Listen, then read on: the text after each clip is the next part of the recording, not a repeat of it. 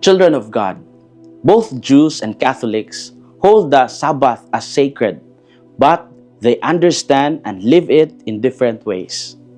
In Jewish tradition, the Sabbath is a day set apart by strict observance, rooted in the commandment to rest as God rested after creation. Over time, this developed into detailed regulations meant to protect the holiness of the day, defining what could and what could not be done, including limits on work, movement, and healing, unless life was in immediate danger. Catholics, on the other hand, see the Sabbath fulfilled and transformed in Christ and celebrated on Sunday, the day of the resurrection. While rest and worship remain essential, the emphasis is placed on encountering God who gives life. Acts of mercy, charity, and healing are not seen as violations, but as expressions of what sacred time is meant to restore. This difference becomes a point of tension.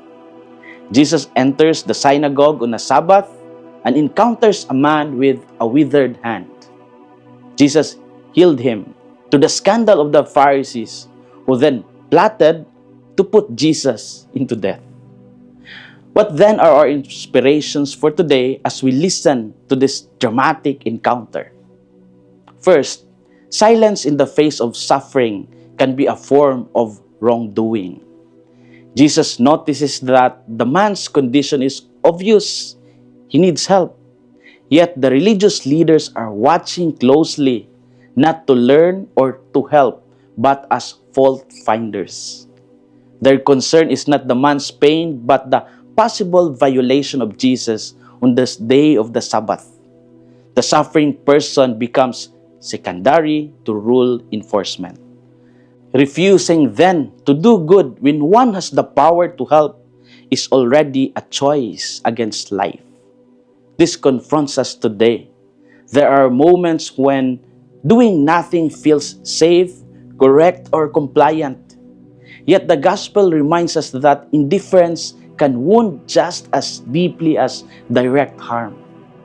Faith calls not only for right belief, but for courageous action in the face of human need. Second, anger can reveal love when it rises from compassion. Jesus looks around at them with anger and is grieved at their hardness of heart. This anger is not destructive rage, but a response to closed minds and hearts. It flows from love for the man who is suffering and sorrow over those who can no longer see mercy. Jesus then tells the man to stretch out his hands, and he was restored. Healing happens publicly, making clear that God's power is always on the side of life. The Sabbath becomes the day when restoration is revealed. Ironically, after this act of healing, the opponents begin to plot against Jesus. They wanted to kill him. The one who restores life becomes a threat to systems that value control over compassion. This warns us how easily religion can lose its soul when rules matter more than people. Today we are invited to examine our own hearts.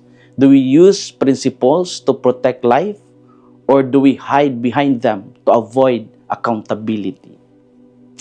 Children of God, the Sabbath, whether then or now, is meant to restore what is broken and to remind us that God delights in life made whole. This is Father Filmar SVD, your Good News caster from Radio Veritas Asia, the voice of Asian Christianity. And may the Almighty God bless you, the Father, the Son, and the Holy Spirit. Amen. Thank you for watching and listening. Stay inspired every day with our daily reflections. Be part of our growing online community of faith and inspiration. Don't miss a single reflection. Follow us on our social media platforms